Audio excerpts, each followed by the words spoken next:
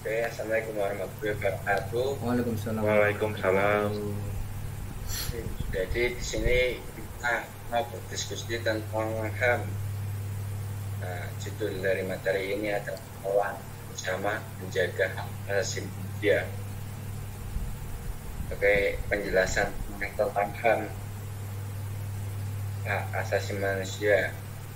HAM adalah hak dasar yang dimiliki oleh setiap manusia sejak lahir dan diakui secara universal.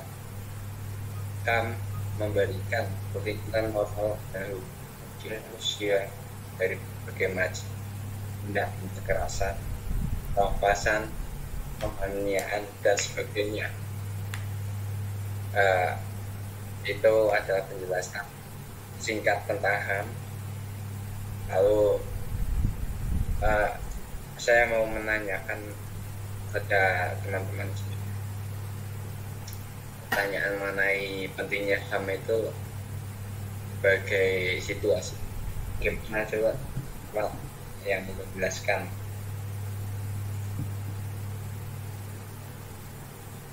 Aku punya pertanyaan. Bagaimanakah sejarahnya terbentuknya HAM itu sendiri? Bagaimana pendapat Mas jenengan terhadap HAM itu? Sejarahnya. Bentuknya sejarah. Siapa yang mau jadi guys? Sejarah HAM.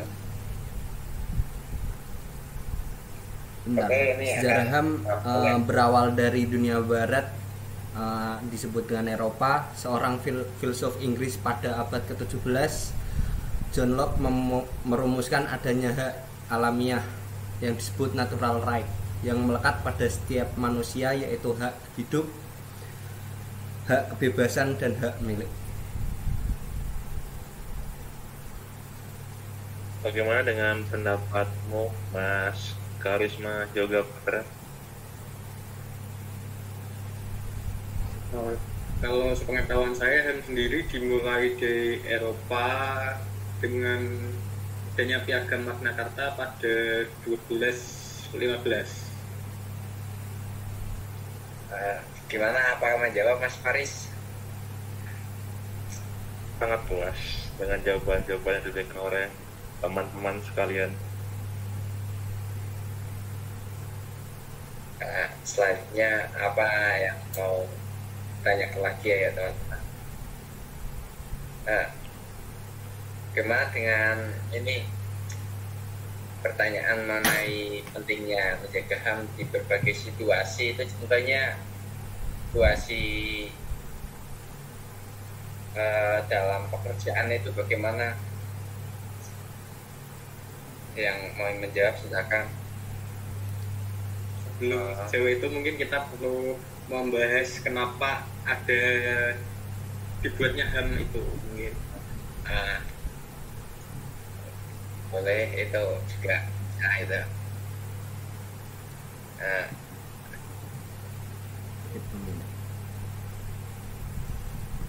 Kalau dari sepengetahuan saya itu kenapa terbentuknya HAM, karena banyak pihak-pihak yang tidak adil dengan manusia lain, seperti menjadikan kalau dulu itu zaman di Eropa ataupun di Asia Timur itu ada perbudakan. Nah, itu jadi ada orang yang mengusung untuk adanya HAM biar ada keadilan sosial. Tapi bukankah di majelis hakim tidak pernah adil? Itu karena mungkin ada oknum-oknum.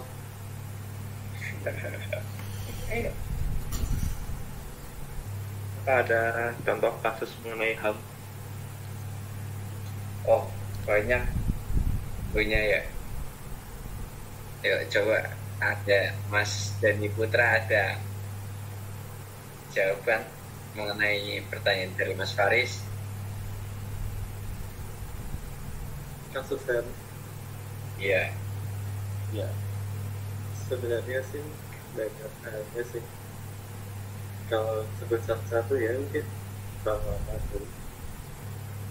satu satu mungkin satu contoh atau khusus kami. susah yang terkenal dokternya. Ya, contohnya seperti peristiwa Sydney Concord, peristiwa tahun 1965 dan 1996, yaitu contohnya salah satu itu. Misal Kalau ini ada contoh lagi khusus yang kayak penyiksaan dan perlakuan merendahkan martabat. Contoh misal membuli fisik kita, psikologis kita terhadap tahanan dalam penjara atau politik. Terus perlakuan merendahkan martabat dan penggunaan kekerasan. oke. Kalau Bagaimana pendapatmu mengenai contoh kasus HAM ini? Wah, Benaya Siahan. Boleh diulangi tanya. Pendapatmu mengenai contoh kasus yang sudah Bullying. dibicarakan oleh teman-teman sekalian? Intinya bullying lah. Kalau bullying sih itu ya rasanya bisa mengakibatkan apa namanya drop, mental drop gitu. Jadi itu bisa menyebabkan stres yang berlebihan dan bisa menimbulkan nilai-nilainya bisa turun. Itu harus di stop sih. kalau bagaimana apakah kemarin itu yang sangat viral ya, kasus Kanjuruhan itu apakah termasuk pelanggaran HAM? Terus apa? Kanjuruhan.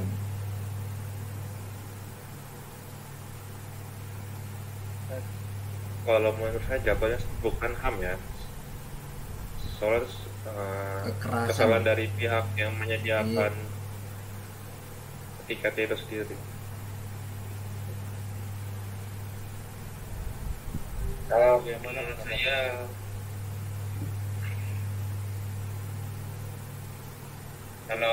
saya sih kasus Kanjuruhan itu tidak termasuk dalam pelanggaran HAM ya menurut saya. Soalnya kan itu hitungannya kecelakaan sama apa ya, gerbangnya itu juga tidak semua gitu, gerbang untuk keluar dan dibatasi gitu. Jadi kecelakaan.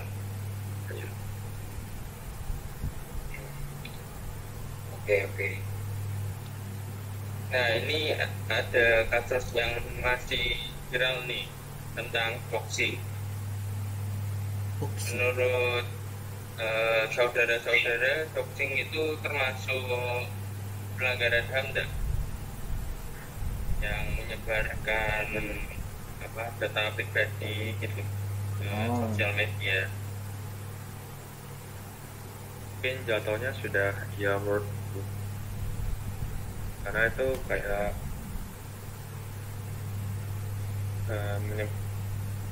Nggak ada yang berpendapat lagi dengan pertanyaan Mas Benaya.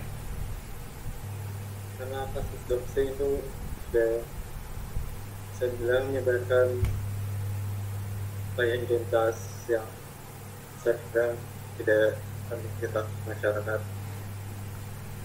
misalkan informasi sensitif menjadi bisa termasuk pelanggaran HAM menurut saya itu. izin melanjutkan jawaban saya tadi. Doxing itu sebetulnya sudah termasuk bentuk pelanggaran HAM karena itu menyebarkan identitas kita pada dunia maya tanpa persetujuan kita, tanpa persetujuan si korbannya maksudnya, begitu. Baik, terima kasih.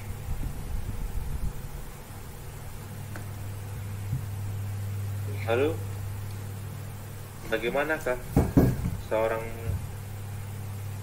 bagaimanakah perlindungan HAM itu? Sistem perlindungan HAM di tingkat internasional telah mengalami perkembangan pesat hingga akhirnya muncul sejumlah perjanjian hak asasi manusia di tingkat internasional, ditambah dengan badan-badan traktat yang melindunginya dan mengawasi pelaksananya. Selain itu, dalam organisasi PBB sendiri, hak asasi manusia telah menjadi salah satu perhatian utama organisasi tersebut. Dan hal ini ditunjukkan dengan didirikannya Dewan Hak Asasi Manusia yang menjadi organ hak asasi utama PBB. Selain itu, terdapat pula kantor Komisaris Tinggi PBB untuk Hak Asasi Manusia yang bertugas mempromosikan dan melindungi kepemilikan hak asasi manusia oleh semua orang. Misalnya dengan bekerja sama dengan badan-badan PBB lainnya, memberikan saran untuk meningkatkan perlindungan HAM, melakukan pendidikan kepada masyarakat, mengirim petugas untuk hadir secara langsung di lapangan, atau dengan memberikan bantuan teknis. Bagaimana Mas Faris? Apakah menjawab? Tentu pasti sekali. Mas Yoga, apakah ada masukan-masukan atau pertanyaan-pertanyaan? Sedikit menambah jawaban dari Mas Faizi tadi, untuk perlindungan HAM di Indonesia juga, Indonesia memiliki badan perlindungan HAM-nya sendiri, yaitu Komnas HAM, yang bertugas untuk melakukan pengajian, penelitian, penyuluhan, pemantauan, dan mediasi tentang hak asasi manusia yang ada di Indonesia. Oke, tadi itu kan kita membahas terkait perlindungan ataupun organisasi yang mengusungkan HAM itu ya. Bagaimana, kalau pertanyaan saya itu, apakah penting untuk individu sadar terkait perlindungan HAM itu sendiri? Penting banget, sudah jelas. Karena dengan hak asasi manusia kita mendapatkan sebuah aturan yang tertulis agar kita dan semua orang tidak bisa berbuat semena-mena Terhadap kita. iya, maupun yang lain. Oke.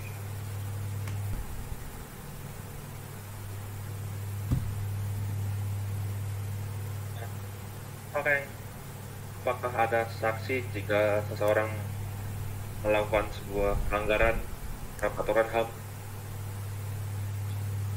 Jelas ada tentunya, karena sanksi diberikan agar yang melanggar HAM ini dia merasa bersalah, dan untuk diharapkan dia segera mendapatkan timpalan yang ganjaran yang dilakukannya, dan dia bisa segera tobat.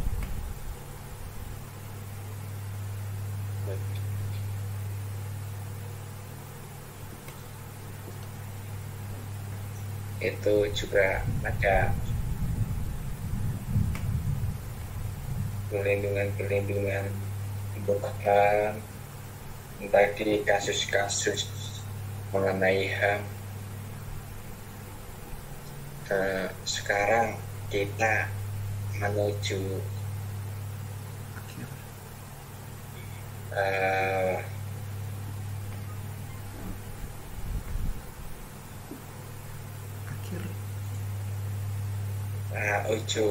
ujung diskusi ini terkait HAM. Bila ada kekurangan, mungkin mohon maaf, dan Assalamualaikum warahmatullahi wabarakatuh. Waalaikumsalam warahmatullahi wabarakatuh. Waalaikumsalam. Sekian dari kita. Terima kasih. Ya. Thank you.